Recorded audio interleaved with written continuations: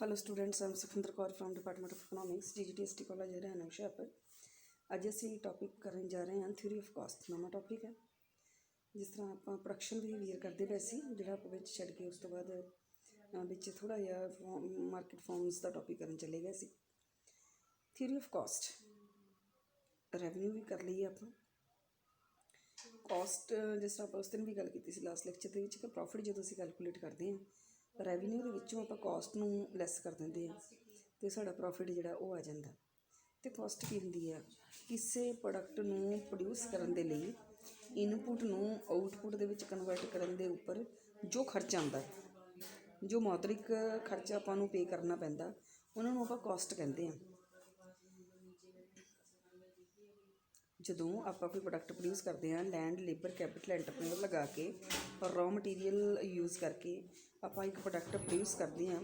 ਉਸ ਪ੍ਰੋਡਕਟ ਨੂੰ ਪ੍ਰੋਡਿਊਸ ਕਰਨ ਦੇ ਵਿੱਚ ਜਿੰਨੀ ਸਾਨੂੰ ਲਾਗਤ, ਜੋ ਵੀ ਸਾਨੂੰ ਉਹਦੇ ਵਿੱਚ ਪੇਮੈਂਟ ਕਰਨੀ ਪਏਗੀ, ਸਾਨੂੰ ਲੈਂਡ ਨੂੰ ਰੈਂਟ, ਲੇਬਰ ਨੂੰ ਵੇਜਸ, ਅਤੇ ਕੈਪੀਟਲ 'ਤੇ ਇੰਟਰਸਟ, ਬਿਜ਼ਨਸਮੈਨ ਨੂੰ ਪ੍ਰੋਫਿਟ, ਰॉ ਮਟੀਰੀਅਲ ਦਾ ਪ੍ਰਾਈਸ ਪੇ ਕਰਨਾ ਪਏਗਾ, ਟਰਾਂਸਪੋਰਟੇਸ਼ਨ ਦੇ ਪੈਸੇ ਦੇਣੇ ਪੈਣਗੇ, ਇਲੈਕਟ੍ਰੀਸਿਟੀ ਦਾ ਬਿੱਲ ਪੇ ਕਰਨਾ ਪਏਗਾ, ਇੰਸ਼ੋਰੈਂਸ ਪੇ ਕਰਨੀ ਪਏਗੀ, ਅਤੇ ਬਿਲਡਿੰਗ ਦੇ ਖਰਚੇ ਜਿਹੜੇ ਉਠਾਉਣੇ ਪੈਣਗੇ। ਇਹਨਾਂ ਸਾਰੇ ਖਰਚੇ ਜੋ ਸਾਨੂੰ ਉਠਾਉਣੇ ਪੈਂਦੇ ਆ ਉਹਨਾਂ ਨੂੰ ਅਸੀਂ ਕਾਸਟ ਕਹਿੰਦੇ ਹਾਂ, ਉਸ ਪ੍ਰੋਡਕਟ ਨੂੰ ਪ੍ਰੋਡਿਊਸ ਕਰਨ ਦੇ ਵਿੱਚ ਜਿੰਨਾ ਸਾਡਾ ਟੋਟਲ ਖਰਚਾ ਆਉਂਦਾ।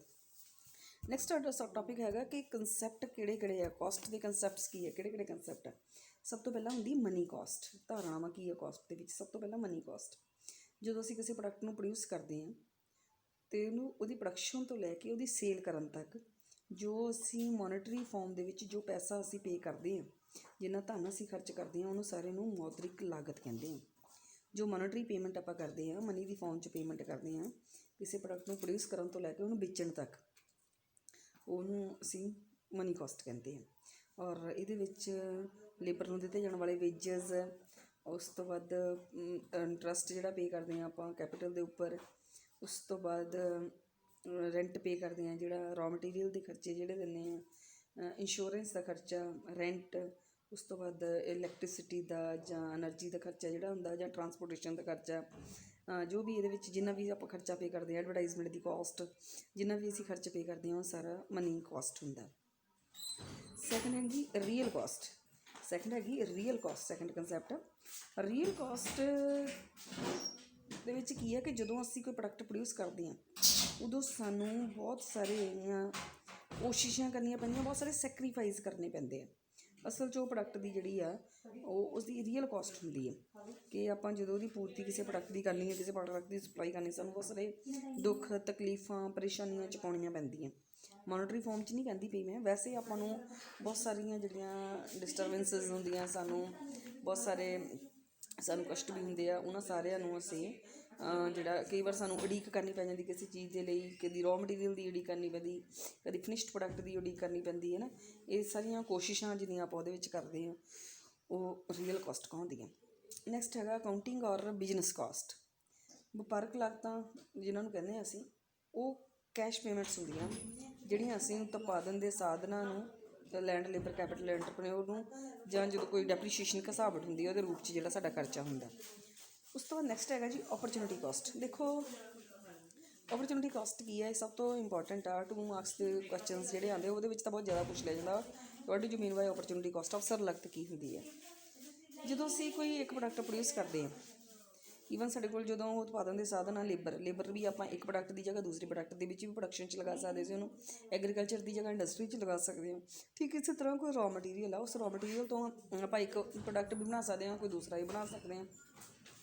ਅਤੇ ਪਰ ਸਾਡੇ ਕੋਲ ਕਿਉਂਕਿ ਆਪਾਂ ਨੂੰ ਪਤਾ ਰਿਸੋਰਸਿਸ ਘੱਟ ਹੁੰਦੇ ਆ, ਆਪਾਂ ਜਦੋਂ ਇੱਕ ਜਗ੍ਹਾ ਕਿਸੇ ਵੀ ਚੀਜ਼ ਨੂੰ ਵਰਤ ਲੈਂਦੇ ਹਾਂ ਅਤੇ ਉਹਨੂੰ ਦੂਸਰੀ ਜਗ੍ਹਾ ਸੈਕਰੀਫਾਈਸ ਕਰਦੇ ਹਾਂ। ਅਤੇ ਓਪਰਚੁਨਿਟੀ ਕਾਸਟ ਇਹੀ ਹੁੰਦੀ ਹੈ ਕਿ ਜਿਹੜਾ ਆਪਾਂ ਸੈਕਰੀਫਾਈਸ ਕੀਤਾ ਉੱਥੇ ਸਾਡੀ ਲਾਗਤ ਕਿੰਨੀ ਆਉਂਦੀ ਪਈ ਹੈ। ਇੱਕ ਐਕਸ ਪ੍ਰੋਡਕਟ ਦੀ ਇੱਕ ਯੂਨਿਟ ਪ੍ਰੋਡਿਊਸ ਕਰਨ ਦੇ ਲਈ ਅਸੀਂ ਬਾਈ ਪ੍ਰੋਡਕਟ ਦੀ ਇੱਕ ਯੂਨਿਟ ਦਾ ਸੈਕਰੀਫਾਈਸ ਕਰਦੇ ਹਾਂ। ਜਿਹੜੇ ਸਾਧਨ, ਜਿਹੜੇ ਰਿਸੋਰਸਿਸ ਆਪਾਂ ਬਾਈ ਯੂਨਿਟ ਨੂੰ ਪ੍ਰੋਡਿਊਸ ਕਰਨ ਲਈ, ਬਾਈ ਪ੍ਰੋਡਕਟ ਦੀ ਇੱਕ ਯੂਨਿਟ ਪ੍ਰੋਡਿਊਸ ਕਰਨ ਲਈ ਯੂਜ਼ ਕਰਨੇ ਸੀ, ਉਹੀ ਆਪਾਂ ਐਕਸ ਪ੍ਰੋਡਕਟ ਦੀ ਇੱਕ ਯੂਨਿਟ ਹੋਰ ਪ੍ਰੋਡਿਊਸ ਕਰਨ ਲਈ ਯੂਜ਼ ਕਰ ਲਏ ਆ। ਇਸ ਲਈ ਉਹ ਬਾਈ ਦੀ ਯੂਨਿਟ ਪ੍ਰੋਡਿਊਸ ਕਰਨ ਦੀ ਬਜਾਏ ਆਪਾਂ ਜਦੋਂ ਐਕਸ ਦੀ ਯੂਨਿਟ ਇੱਕ ਪ੍ਰੋਡਿਊਸ ਕਰਦੇ ਪਏ ਐਕਸ ਪ੍ਰੋਡਕਟ ਦੀ, ਅਤੇ ਜਿੰਨਾ ਆਪਾਂ ਨੂੰ ਸੈਕਰੀਫਾਈਸ ਉੱਥੇ ਕਰਨਾ ਪੈ ਰਿਹਾ ਉਸ ਨੂੰ ਅਸੀਂ ਕੀ ਕਹਿੰਦੇ ਹਾਂ? Opportunity cost. ਜਿਸ ਤਰ੍ਹਾਂ ਜੇ ਐਗਜ਼ਾਮਪਲ, ਜਿਸ ਤਰ੍ਹਾਂ ਬੁੱਕ ਵਾਲੇ ਨੇ ਵੀ ਤੁਹਾਡੇ ਐਗਜ਼ਾਮਪਲ ਇਹੀ ਲਈ ਹੋਈ ਹੈ ਕਿ ਮੰਨ ਲਓ 1000 ਰੁਪੀਜ਼ ਤੁਹਾਡੇ ਕੋਲ ਹੈਗੇ ਆ, ਔਰ ਉਹਦੇ ਨਾਲ ਤੁਸੀਂ ਚਨੇ ਦੀ ਜਿਹੜੀ ਆ ਖੇਤੀ ਕਰ ਸਕਦੇ ਹੋ ਜਾਂ ਤੁਸੀਂ ਕਣਕ ਦੀ ਖੇਤੀ ਕਰ ਸਕਦੇ ਹੋ। ਪਰ ਜੇ ਤੁਸੀਂ ਇੱਕ ਦੀ ਕਰਦੇ ਹੋ ਅਤੇ ਦੂਸਰੇ ਦਾ ਸੈਕਰੀਫਾਈਸ ਕਰਦੇ ਹੋ, ਉਹਨੂੰ ਤੁਸੀਂ ਕੀ ਕਹਿੰਦੇ ਹੋ? Opportunity cost. ਨੈਕਸਟ ਹੈਗਾ ਇਕਨੋਮਿਕ ਕਾਸਟ। ਇਕਨੋਮਿਕ ਕਾਸਟ ਆਰਥਿਕ ਲਾਗਤ ਵਿੱਚ ਵਪਾਰਕ ਲਾਗਤਾਂ, ਸਵੈ ਮਲਕੀਅਤ ਤੇ ਨਿੱਜੀ ਵਰਤੋਂ ਦੇ ਸਾਧਨਾਂ ਦੀ ਅਵਸਰ ਲਾਗਤ ਨੂੰ ਕਹਿੰਦੇ ਆ।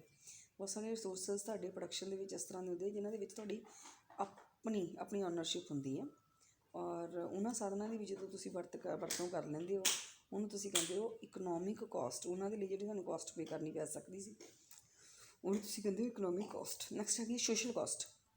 ਜਦੋਂ ਤੁਸੀਂ ਕੋਈ ਪ੍ਰੋਡਕਟ ਪ੍ਰੋਡਿਊਸ ਕਰਦੇ ਹੋ, ਪੋਲਿਊਸ਼ਨ ਵੀ ਹੁੰਦਾ ਹੈ, ਨੋਇਜ਼ ਪੋਲਿਊਸ਼ਨ ਵੀ ਹੁੰਦਾ, ਏਅਰ ਪੋਲਿਊਸ਼ਨ ਹੁੰਦਾ, ਵਾਟਰ ਪੋਲਿਊਸ਼ਨ ਹੁੰਦਾ, ਵੋਇਸ ਪੋਲਿਊਸ਼ਨ ਹੁੰਦਾ, ਅਤੇ ਉਹ ਜਿਹੜੀ ਕਾਸਟ ਆ ਸਾਨੂੰ ਉਹ ਚੁਕਾਉਣੀ ਪੈਂਦੀ ਹੈ। ਅਤੇ ਸਾਨੂੰ ਇਹ ਸਾਰੇ ਜਿਸ ਤਰ੍ਹਾਂ ਆਪਾਂ ਨੂੰ ਪਤਾ ਕਿ ਆਪਾਂ ਨੂੰ ਪੋਲਿਊਸ਼ਨ ਸਰਟੀਫਿਕੇਟਸ ਵੀ ਲੈਣੇ ਪੈਂਦੇ ਆ। ਇਹਨਾਂ ਕਾਸਟਸ ਦਾ ਜਿਹੜਾ ਭਾਰ ਆ ਇਹ ਸਾਰੇ ਸਮਾਜ ਨੂੰ ਚੁੱਕਣਾ ਪੈਂਦਾ ਹੈ। ਅਤੇ ਇਹਦੇ ਵਿੱਚ ਕੁਛ ਇੱਕ ਕਾਸਟ ਜਿਹੜੀਆਂ ਉਹ ਵਿਅਕਤੀਗਤ ਵੀ ਹੁੰਦੀਆਂ, ਇੰਡੀਵਿਜੂਅਲ ਵੀ ਹੁੰਦੀਆਂ। ਉਹ ਇੱਕ ਫਰਮ ਨਹੀਂ ਪ੍ਰੋਡਿਊਸ ਕਰਦੀ। ਜਿੱਦਾਂ ਆਪਾਂ ਪੋਲਿਊਸ਼ਨ ਸਰਟੀਫਿਕੇਟ ਬਣਾ ਲੈਂਦੇ ਆ, ਉਹ ਤਾਂ ਕਾਸਟ ਹੋ ਗਈ ਕਿ ਸਾਨੂੰ ਪੇ ਕਰਨੀ ਪਈ। ਪਰ ਅਦਰਵਾਈਜ਼ ਜਿਹੜਾ ਪੋਲਿਊਸ਼ਨ ਹੁੰਦਾ ਪਿਆ, ਚਾਹੇ ਉਹ ਵਾਟਰ ਦਾ ਹੋਵੇ, ਚਾਹੇ ਵਾਇਸ ਦਾ ਹੋਵੇ, ਚਾਹੇ ਏਅਰ ਦਾ ਹੋਵੇ, ਉਹਦੀ ਜਿਹੜੀ ਕਾਸਟ ਆ ਉਹ ਤਾਂ ਪੂਰਾ ਸਮਾਜ, ਪੂਰੀ ਸੁਸਾਇਟੀ ਪੇ ਕਰਦੀ ਪਈ ਹੈ। Next private cost. Private cost ਉਹ ਹੁੰਦੀ ਹੈ ਜੋ ਇੱਕ ਫਰਮ ਨੂੰ ਕਿਸੇ ਪ੍ਰੋਡਕਟ ਦਾ ਪ੍ਰੋਡਕਸ਼ਨ ਕਰਨ ਦੇ ਲਈ ਕਰਨੀ ਪੈਂਦੀ ਹੈ। ਜਦੋਂ ਇੱਕ ਪ੍ਰੋਡਕਸ਼ਨ ਕਰਨ ਦਾ ਸੋਚਦੀ ਹੈ, ਇੱਕ ਫਰਮ ਪ੍ਰੋਡਕਸ਼ਨ ਕਰਨ ਦਾ ਸੋਚਦੀ ਹੈ, ਤਾਂ ਉਹਨੂੰ ਇਹਨਾਂ ਫੈਸਲਿਆਂ ਨੂੰ ਕਰਨ ਦੇ ਲਈ, ਪ੍ਰੋਡਕਸ਼ਨ ਨੂੰ ਕਰਨ ਦੇ ਲਈ ਜੋ ਖਰਚਾ ਕਰਨਾ ਪੈਂਦਾ ਉਹਨੂੰ ਪ੍ਰਾਈਵੇਟ ਕਾਸਟ ਕਹਿੰਦੇ ਆ। ਨੈਕਸਟ ਹੈਗਾ ਐਕਸਪਲੀਸਿਟ ਕਾਸਟ। ਜਦੋਂ ਇੱਕ ਫਰਮ ਪ੍ਰੋਡਕਸ਼ਨ ਕਰਦੀ ਹੈ, ਲੈਂਡ, ਲੇਬਰ, ਕੈਪੀਟਲ, ਐਂਟਰਪ੍ਰੀਨਿਓਰ ਨੂੰ ਕੰਮ 'ਤੇ ਲਗਾਉਂਦੀ ਹੈ, ਰॉ ਮਟੀਰੀਅਲ ਯੂਜ਼ ਕਰਦੀ ਹੈ, ਅਤੇ ਉਸ ਤੋਂ ਬਾਅਦ ਟਰਾਂਸਪੋਰਟੇਸ਼ਨ ਯੂਜ਼ ਕਰਦੀ ਹੈ, ਇਲੈਕਟ੍ਰੀਸਿਟੀ ਯੂਜ਼ ਕਰਦੀ ਹੈ, ਐਨਰਜੀ ਯੂਜ਼ ਕਰਦੀ ਹੈ, ਅਤੇ ਉਹਨਾਂ ਸਾਰਿਆਂ ਨੂੰ ਪੇਮੈਂਟ ਕਰਨੀ ਪੈਂਦੀ ਹੈ ਉਹਨੂੰ। ਇਹਨੂੰ ਤੁਸੀਂ ਕਹਿੰਦੇ ਹੋ ਐਕਸਪਲੀਸਿਟ ਕਾਸਟ, ਸਪਸ਼ਟ ਲਾਗਤ। ਅਤੇ ਇੰਪਲੀਸਿਟ ਕਾਸਟ, ਨਿਹਿਤ ਲਾਗਤ ਇਹਦੀ ਪੰਜਾਬੀ ਹੈ ਵੈਸੇ। ਇਹਨੂੰ ਐਕਸਪਲੀਸਿਟ ਕਰਕੇ ਯਾਦ ਰੱਖਿਓ ਕਿ ਲੈਂਡ, ਲੇਬਰ, ਕੈਪੀਟਲ, ਐਂਟਰਪ੍ਰੀਨਿਓਰ ਆਪਾਂ ਕੰਮ 'ਤੇ ਲਗਾਉਂਦੇ ਹਾਂ, ਰॉ ਮਟੀਰੀਅਲ ਆਪਾਂ ਯੂਜ਼ ਕਰਦੇ ਹਾਂ, ਇਲੈਕਟ੍ਰੀਸਿਟੀ ਯੂਜ਼ ਕਰਦੇ ਹਾਂ। ਹੁਣ ਇਹਦੇ ਵਿੱਚ ਕਈ ਸਾਰੇ ਰਿਸੋਰਸਿਸ ਇਸ ਤਰ੍ਹਾਂ ਹੁੰਦੇ ਆ ਜਿਹੜੇ ਸਾਡੇ ਆਪਣੇ ਹੁੰਦੇ ਆ। ਲਾਈਕ ਕਈ ਵਾਰ ਲੈਂਡ ਸਾਡੀ ਆਪਣੀ ਹੁੰਦੀ ਆ, ਆਪਾਂ ਨੂੰ ਰੈਂਟ ਨਹੀਂ ਪੇ ਕਰਨਾ ਪੈਂਦਾ। ਐਂਟਰਪ੍ਰੀਨਿਓਰ ਉਹ ਆਪੇ ਹੁੰਦਾ ਆ ਅਤੇ ਉਹਨੂੰ ਉਹਦੇ ਲਈ ਪੇਮੈਂਟ ਨਹੀਂ ਕਰਨੀ ਪੈਂਦੀ। ਕਈ ਵਾਰ ਉਹ ਲੇਬਰਰ ਆਪੇ ਹੋ ਜਾਂਦਾ, ਬਿਜ਼ਨਸਮੈਨ, ਅਤੇ ਉਹਨੂੰ ਨਹੀਂ ਪੇ ਕਰਨਾ ਪੈਂਦਾ ਕੋਈ ਵੀ। ਕਈ ਵਾਰ ਰॉ ਮਟੀਰੀਅਲ ਤੁਹਾਡਾ ਆਪਣਾ ਹੁੰਦਾ। ਕਈ ਵਾਰ ਜਿਹੜਾ ਟਰਾਂਸਪੋਰਟੇਸ਼ਨ ਲਈ ਤੁਸੀਂ ਜੋ ਵੀ ਮੀਨਸ ਯੂਜ਼ ਕਰਦੇ ਪਏ ਉਹ ਤੁਹਾਡੇ ਆਪਣੇ ਹੁੰਦੇ। ਜਿਹੜੀ ਤੁਹਾਨੂੰ ਪੇਮੈਂਟ ਨਹੀਂ ਕਰਨੀ ਪੈਂਦੀ, ਪਰ ਜੇ ਤੁਹਾਡੇ ਕੋਲ ਆਪਣਾ ਉਹ ਰਿਸੋਰਸ ਨਾ ਹੁੰਦਾ ਤਾਂ ਤੁਹਾਨੂੰ ਕਰਨੀ ਪੈਣੀ ਸੀ, ਉਹ ਇੰਪਲੀਸਿਟ ਕਾਸਟ ਹੁੰਦੀ ਹੈ। ਉਸ ਤੋਂ ਬਾਅਦ ਨੈਕਸਟ ਕੰਸੈਪਟ ਜਿਹੜਾ ਸਾਡਾ ਦਾ ਸੀ, ਇਹ ਸੀਗੀਆਂ ਕੰਸੈਪਟਸ ਆਫ ਕਾਸਟ। ਉਸ ਤੋਂ ਬਾਅਦ ਲਾਗਤ ਫਲਨ, ਕਾਸਟ ਫੰਕਸ਼ਨ ਆਪਾਂ ਕਰਾਂਗੇ। ਸਭ ਤੋਂ ਪਹਿਲਾਂ ਤਾਂ ਇਹ ਆਉਂਦਾ ਕਿ ਕਾਸਟ ਫੰਕਸ਼ਨ ਹੁੰਦਾ ਕੀ ਹੈ। ਟੈਕਨੀਕਲ ਰਿਲੇਸ਼ਨਸ਼ਿਪ ਜਿਹੜਾ ਦੱਸਦਾ ਇਨਪੁਟ ਅਤੇ ਆਊਟਪੁੱਟ ਦੇ ਵਿਚਕਾਰ ਇੱਕ ਫਰਮ ਦਾ ਲਾਗਤ ਫਲਨ ਉਸਦੇ ਪ੍ਰੋਡਕਸ਼ਨ ਅਤੇ ਲਾਗਤ ਦੇ ਸੰਬੰਧ ਨੂੰ ਦੱਸਦਾ, ਉਹਦੇ ਰਿਲੇਸ਼ਨਸ਼ਿਪ ਨੂੰ ਦੱਸਦਾ ਹੈ। ਔਰ ਕਾਸਟ ਫੰਕਸ਼ਨ ਆ ਜਿਹੜਾ ਇਹ ਦੋ ਤਰ੍ਹਾਂ ਦਾ ਹੁੰਦਾ ਸਾਡਾ, ਕਿਉਂਕਿ ਸਾਡੇ ਕੋਲ ਦੋ ਤਰ੍ਹਾਂ ਪੀਰੀਅਡ ਹੁੰਦੇ, ਇੱਕ ਸ਼ਾਰਟ ਪੀਰੀਅਡ ਹੁੰਦਾ, ਇੱਕ ਲੌਂਗ ਪੀਰੀਅਡ ਹੁੰਦਾ। ਸ਼ਾਰਟ ਪੀਰੀਅਡ ਉਹ ਹੁੰਦਾ ਜਿਹਦੇ ਵਿੱਚ ਉਤਪਾਦਨ ਦੇ ਸਾਰੇ ਹੀ ਸਾਧਨ ਵੇਰੀਏਬਲ ਨਹੀਂ ਹੁੰਦੇ। ਜਿਸ ਤਰ੍ਹਾਂ ਲੈਂਡ, ਲੇਬਰ, ਕੈਪੀਟਲ ਅਤੇ ਐਂਟਰਪ੍ਰੀਨਿਓਰ 4 ਸਾਧਨ ਹੁੰਦੇ। ਇਹਦੇ ਵਿੱਚ ਸਿਰਫ ਲੇਬਰ ਇੱਕ ਜਿਹੜਾ ਰਿਸੋਰਸ ਫੈਕਟਰ ਆਫ ਪ੍ਰੋਡਕਸ਼ਨ ਹੁੰਦਾ ਜਿਹੜਾ ਵੇਰੀਏਬਲ ਹੁੰਦਾ, ਅਤੇ ਬਾਕੀ ਸਾਰੇ ਕਾਂਸਟੈਂਟ ਹੁੰਦੇ ਆ।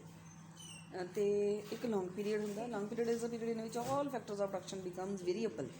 ਇਹ ਉਹ ਪੀਰੀਅਡ ਹੁੰਦਾ ਲੌਂਗ ਪੀਰੀਅਡ, ਲੰਬਾ ਸਮਾਂ, ਜਿਹਦੇ ਵਿੱਚ ਲੈਂਡ, ਲੇਬਰ, ਕੈਪੀਟਲ, ਐਂਟਰਪ੍ਰੀਨਿਓਰ ਸਾਰੇ ਸਾਧਨ ਆ ਜਿਹੜੇ ਉਹ ਵੇਰੀਏਬਲ ਹੋ ਜਾਂਦੇ ਆ।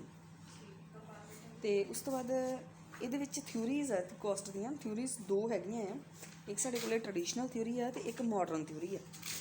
ਅਤੇ ਅੱਜ ਅਸੀਂ ਪਹਿਲਾਂ ਟਰਡੀਸ਼ਨਲ ਥਿਊਰੀ ਕਰਾਂਗੇ। ਟਰਡੀਸ਼ਨਲ ਥਿਊਰੀ ਦਾ ਵੀ ਹਾਫ ਪਾਰਟ ਕਰਾਂਗੇ, ਹਾਫ ਪਾਰਟ ਆਪਾਂ ਕੱਲ੍ਹ ਦੇ ਲੈਕਚਰ ਦੇ ਵਿੱਚ ਕਰਾਂਗੇ। ਟਰਡੀਸ਼ਨਲ ਥਿਊਰੀ ਦੇ ਵਿੱਚ ਟਰਡੀਸ਼ਨਲ ਥਿਊਰੀ ਜਿਸ ਤਰ੍ਹਾਂ ਸਾਨੂੰ ਪਤਾ, ਜੋ ਸਾਡੇ ਕਲਾਸੀਕਲ ਇਕੋਨਮਿਸਟਸ ਨੇ ਜਿਹੜਾ ਸਾਨੂੰ ਸਿਧਾਂਤ ਦਿੱਤਾ ਹੈ, ਇਹਨੂੰ ਵੀ ਦੋ ਤਰ੍ਹਾਂ ਵੰਡਿਆ ਗਿਆ। ਕਿਉਂਕਿ ਆਪਾਂ ਜਿਸ ਤਰ੍ਹਾਂ ਕਿਹਾ ਕਿ ਦੋ ਤਰ੍ਹਾਂ ਦੀ ਕਾਸਟ ਹੁੰਦੀ ਹੈ, ਇੱਕ ਸ਼ਾਰਟ ਪੀਰੀਅਡ ਦੇ ਵਿੱਚ ਅਤੇ ਇੱਕ ਲੌਂਗ ਪੀਰੀਅਡ ਦੇ ਵਿੱਚ। ਇਸ ਲਈ cost in short run and next ਹੈ ਨਾ ਕਾਸਟਸ ਇਨ ਲੌਂਗ ਰਨ। ਸਭ ਤੋਂ ਪਹਿਲਾਂ ਕਾਸਟਸ ਜਿਹੜੀਆਂ ਉਹ ਸ਼ਾਰਟ ਰਨ ਦੇ ਵਿੱਚ ਆਪਾਂ ਕਰਾਂਗੇ, ਉਸ ਤੋਂ ਬਾਅਦ ਲੌਂਗ ਪੀਰੀਅਡ ਦੇ ਵਿੱਚ ਕਰਾਂਗੇ। ਪਰ ਅੱਜ ਦੇ ਲੈਕਚਰ ਦੇ ਵਿੱਚ ਅਸੀਂ ਸ਼ਾਰਟ ਪੀਰੀਅਡ ਦੀਆਂ ਕੋਸਟ ਜਿਹੜੀਆਂ ਮਤਲਬ ਇਸ ਟ੍ਰੈਡੀਸ਼ਨਲ ਥਿਊਰੀ ਦਾ ਹਾਫ ਪਾਰਟ ਹੀ ਕਰਨਾ। ਅਤੇ ਇਹਦੇ ਵਿੱਚ ਸਾਡੇ ਕੋਲ ਜਿਹੜੀਆਂ ਟਾਈਪਸ ਹੈਗੀਆਂ ਕੋਸਟ ਦੀਆਂ, total cost, average cost, marginal cost. ਅਤੇ ਜਿਹੜੀ ਟੋਟਲ ਕੋਸਟ ਆ ਇਹਦੀਆਂ ਅੱਗੇ ਦੋ ਟਾਈਪਸ ਆ, ਟੋਟਲ ਫਿਕਸਡ ਕੋਸਟ ਅਤੇ total variable cost. Fixed cost FC ਅਤੇ ਵੇਰੀਏਬਲ ਕੋਸਟ VC। ਇਹਨੂੰ TFC ਅਤੇ TVC ਵੀ ਕਹਿ ਸਕਦੇ ਹਾਂ, total fixed cost, total variable cost. ਇਸੇ ਤਰ੍ਹਾਂ ਫਿਰ ਨੈਕਸਟ ਕੰਸੈਪਟ ਹੋਣਾ ਸਾਡਾ ਐਵਰੇਜ ਕੋਸਟ। ਐਵਰੇਜ ਕੋਸਟ ਦੇ ਵੀ ਦੋ ਟਾਈਪਸ ਹੋਣੇ ਆ, ਐਵਰੇਜ ਫਿਕਸਡ ਕੋਸਟ ਅਤੇ average variable cost. Average AFC average fixed cost ਅਤੇ ਐਵਰੇਜ ਵੇਰੀਏਬਲ ਕੋਸਟ। ਇਹਨਾਂ ਦੋਨਾਂ ਨੂੰ ਪਲੱਸ ਕਰਕੇ ਹੋਣਾ, ਇੱਥੇ ਇਹਨਾਂ ਦੋਨਾਂ ਨੂੰ ਪਲੱਸ ਕਰਕੇ ਤੁਹਾਡੀ ਟੋਟਲ ਕੋਸਟ ਬਣਦੀ ਹੈ। ਅਤੇ ਇੱਕ ਤੀਸਰੀ ਸਾਡੀ ਹੋਣੀ ਆ ਮਾਰਜਨਲ ਕੋਸਟ। ਅਤੇ ਸਭ ਤੋਂ ਪਹਿਲਾਂ ਅਸੀਂ ਕਰਾਂਗੇ ਅੱਜ ਟੋਟਲ ਕੋਸਟ। ਟੋਟਲ ਕੋਸਟ ਕੀ ਹੈ? ਸਭ ਤੋਂ ਪਹਿਲਾਂ ਤਾਂ ਕਿਸੇ ਪ੍ਰੋਡਕਟ ਨੂੰ ਪ੍ਰੋਡਿਊਸ ਕਰਨ ਦੇ ਲਈ, ਇਨਪੁੱਟ ਤੋਂ ਆਊਟਪੁੱਟ ਦੇ ਵਿੱਚ ਕਨਵਰਟ ਕਰਨ ਦੇ ਲਈ ਸਾਨੂੰ ਬਹੁਤ ਸਾਰੇ ਖਰਚੇ ਕਰਨੇ ਪੈਂਦੇ ਆ। ਉਹਨਾਂ ਖਰਚਿਆਂ ਨੂੰ ਜਦੋਂ ਅਸੀਂ ਸਾਰਿਆਂ ਨੂੰ ਜੋੜ ਦਿੰਦੇ ਹਾਂ, ਉਹ ਤੁਹਾਡੀ ਟੋਟਲ ਕੋਸਟ ਬਣਦੀ ਹੈ। ਤੁਸੀਂ ਲੈਂਡ, ਲੇਬਰ, ਕੈਪੀਟਲ, ਐਂਟਰਪ੍ਰੀਨਿਓਰ ਨੂੰ ਪੇ ਕਰਦੇ ਹੋ, ਰॉ ਮਟੀਰੀਅਲ ਦੀ ਪੇਮੈਂਟ ਕਰਦੇ ਹੋ, ਇਲੈਕਟ੍ਰੀਸਿਟੀ ਦਾ ਪੇ ਕਰਦੇ ਹੋ, ਵਾਟਰ ਦਾ ਪੇ ਕਰਦੇ ਹੋ, ਟਰਾਂਸਪੋਰਟੇਸ਼ਨ ਦੀ ਕੋਸਟ ਹੈ ਜਿਹੜੀ ਉਹ ਤੁਸੀਂ ਸਹਿਣ ਕਰਦੇ ਹੋ, ਇੰਸ਼ੋਰੈਂਸ ਕਰਵਾਉਂਦੇ ਹੋ। ਅਤੇ ਇਹ ਸਾਰੀਆਂ ਪੇਮੈਂਟਸ ਜਦੋਂ ਤੁਸੀਂ ਕਰਦੇ ਹੋ, ਇਹਨਾਂ ਸਾਰਿਆਂ ਦਾ ਜੋੜ ਆ ਜਿਹੜਾ ਉਹ ਟੋਟਲ ਕੋਸਟ ਹੁੰਦਾ। ਹੁਣ ਕਿਉਂਕਿ ਆਪਾਂ ਸ਼ਾਰਟ ਪੀਰੀਅਡ ਦੇ ਵਿੱਚ ਕਰਦੇ ਪਏ ਇਹਨਾਂ ਨੂੰ, ਸ਼ਾਰਟ ਪੀਰੀਅਡ ਦੇ ਵਿੱਚ ਇਸ ਤਰ੍ਹਾਂ ਆਪਾਂ ਕਿਹਾ, ਸ਼ਾਰਟ ਪੀਰੀਅਡ ਦੇ ਵਿੱਚ ਫਿਕਸਡ ਕੋਸਟ ਵੀ ਹੁੰਦੀ ਹੈ ਅਤੇ ਵੇਰੀਏਬਲ ਕੋਸਟ ਵੀ ਹੁੰਦੀ ਹੈ। ਫਿਕਸਡ ਕੋਸਟ ਕਿਹੜੀ ਹੁੰਦੀ ਆ? ਜਿਹੜੇ ਉਤਪਾਦਨ ਦੇ ਫਿਕਸਡ ਸਾਧਨ, ਜਿਸ ਤਰ੍ਹਾਂ ਲੈਂਡ, ਲੇਬਰ, ਕੈਪੀਟਲ ਅਤੇ ਐਂਟਰਪ੍ਰੀਨਿਓਰ। ਇਹਦੇ ਵਿੱਚੋਂ ਲੈਂਡ, ਲੇਬਰ, ਕੈਪੀਟਲ ਅਤੇ ਐਂਟਰਪ੍ਰੀਨਿਓਰ ਦੇ ਵਿੱਚੋਂ ਲੇਬਰ ਵੇਰੀਏਬਲ ਹੁੰਦਾ, ਇਸ ਲਈ ਜਿਹੜਾ ਲੇਬਰ 'ਤੇ ਖਰਚਾ ਹੋਏਗਾ ਉਹ ਵੇਰੀਏਬਲ ਕੋਸਟ ਹੋਏਗੀ। ਉਸ ਤੋਂ ਬਾਅਦ ਲੈਂਡ, ਕੈਪੀਟਲ ਅਤੇ ਐਂਟਰਪ੍ਰੀਨਿਓਰ ਤੁਹਾਡੇ ਫਿਕਸ ਫੈਕਟਰ ਹੁੰਦੇ ਆ, ਉਹਨਾਂ ਦੇ ਉੱਤੇ ਜਿਹੜਾ ਖਰਚਾ ਹੋਏਗਾ ਉਹ ਫਿਕਸਡ ਕੋਸਟ ਹੋਏਗੀ। ਇਸ ਲਈ ਟੋਟਲ ਫਿਕਸਡ ਕੋਸਟ ਅਤੇ ਟੋਟਲ ਵੇਰੀਏਬਲ ਕੋਸਟ ਦੋਨਾਂ ਨੂੰ ਜੋੜ ਦੋਗੇ ਅਤੇ ਤੁਹਾਡਾ ਆ ਜਾਂਦਾ ਟੋਟਲ ਕੋਸਟ। ਅਤੇ ਟੋਟਲ ਕੋਸਟ ਸਭ ਦੇ ਵਿੱਚ ਟੋਟਲ ਕੋਸਟ ਨੂੰ ਜਦੋਂ ਅਸੀਂ ਐਕਸਪਲੇਨ ਕਰਦੇ ਹਾਂ, ਇਹਦੇ ਵਿੱਚ ਆਪਾਂ ਦੋ ਚੀਜ਼ਾਂ ਕਰਦੇ ਹਾਂ, ਇੱਕ ਟੋਟਲ ਫਿਕਸਡ ਕੋਸਟ ਅਤੇ ਇੱਕ ਟੋਟਲ ਵੇਰੀਏਬਲ ਕੋਸਟ। ਸਭ ਤੋਂ ਪਹਿਲਾਂ ਟੋਟਲ ਫਿਕਸਡ ਕੋਸਟ ਦੀ ਗੱਲ ਕਰਨ ਲੱਗੀ ਹਾਂ। ਇਹ ਤਾਂ ਲਿਖਿਆ ਨਹੀਂ ਹੋਇਆ, ਇਸ ਲਈ ਇਹ ਤੁਹਾਨੂੰ ਸਟੱਡੀ ਮਟੀਰੀਅਲ ਸੈਂਡ ਕੀਤਾ, ਤੁਸੀਂ ਉਹਨੂੰ ਇੱਕ ਵਾਰ ਆਪਣੇ ਸਾਹਮਣੇ ਰੱਖ ਕੇ ਫਿਰ ਇਸ ਲੈਕਚਰ ਨੂੰ ਸੁਣੋ।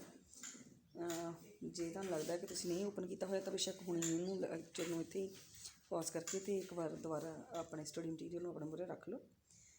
ਟੋਟਲ ਕੋਸਟ ਆਪਾਂ ਕਰਦੇ ਪਏ ਹਾਂ। ਟੋਟਲ ਕੋਸਟ ਜਿਸ ਤਰ੍ਹਾਂ ਆਪਾਂ ਕਰ ਲਿਆ, ਟੋਟਲ ਫਿਕਸਡ ਕੋਸਟ ਅਤੇ ਟੋਟਲ ਵੇਰੀਏਬਲ ਕੋਸਟ ਦੋਨਾਂ ਨੂੰ ਐਡ ਕਰ ਦੋਗੇ ਅਤੇ ਤੁਹਾਡੀ ਟੋਟਲ ਕੋਸਟ ਆ ਜਾਏਗੀ।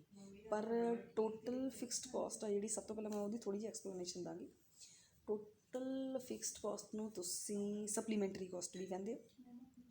ਫਿਕਸਡ ਕੋਸਟ ਕੀ ਹੁੰਦੀ ਆ? ਉਹ ਕੋਸਟ ਜਿਹੜੀ ਉਤਪਾਦਨ ਦੇ ਫਿਕਸਡ ਸਾਧਨਾਂ ਦੇ ਉੱਤੇ ਹੁੰਦੀ, ਲਾਈਕ ਤੁਹਾਡਾ ਲੈਂਡ ਦੇ ਉੱਤੇ ਰੈਂਟ, ਕੈਪੀਟਲ ਅਤੇ ਐਂਟਰਪ੍ਰੀਨਿਓਰ ਨੂੰ ਕੀਤੀ ਜਾਣ ਵਾਲੀ ਪੇਮੈਂਟ। ਇਸ ਤੋਂ ਇਲਾਵਾ ਜਿਹੜੀ ਤੁਹਾਡੀ ਬਿਲਡਿੰਗ ਤੁਸੀਂ ਕੋਈ ਬਣਾ ਲਈ, ਜਾਂ ਤੁਸੀਂ ਕੋਈ ਇਲੈਕਟ੍ਰੀਸਿਟੀ ਸਟਾਰਟਿੰਗ ਦੇ ਖਰਚੇ ਕਰ ਲਏ, ਜਾਂ ਜਿਹੜੀ ਤੁਹਾਡੀ ਪਰਮਾਨੈਂਟ ਲੇਬਰ ਆ ਉਹ ਵੀ ਇਹਦੇ ਵਿੱਚ ਫਿਕਸਡ ਦੇ ਵਿੱਚ ਹੀ ਆਉਂਦੀ ਹੈ। ਅਤੇ ਪਰ ਹੁਣ ਇਹਦੇ ਵਿੱਚ ਇਹ ਦੇਖਿਓ ਕਿ ਇਹ ਉਹ ਕੋਸਟ ਆ ਕਿ ਜੇ ਤੁਸੀਂ ਪ੍ਰੋਡਕਸ਼ਨ ਜ਼ੀਰੋ ਵੀ ਕਰਦੇ ਹੋ ਨਾ, ਇਹ ਤਾਂ ਵੀ ਆਉਂਦੀ ਪਈ ਆ।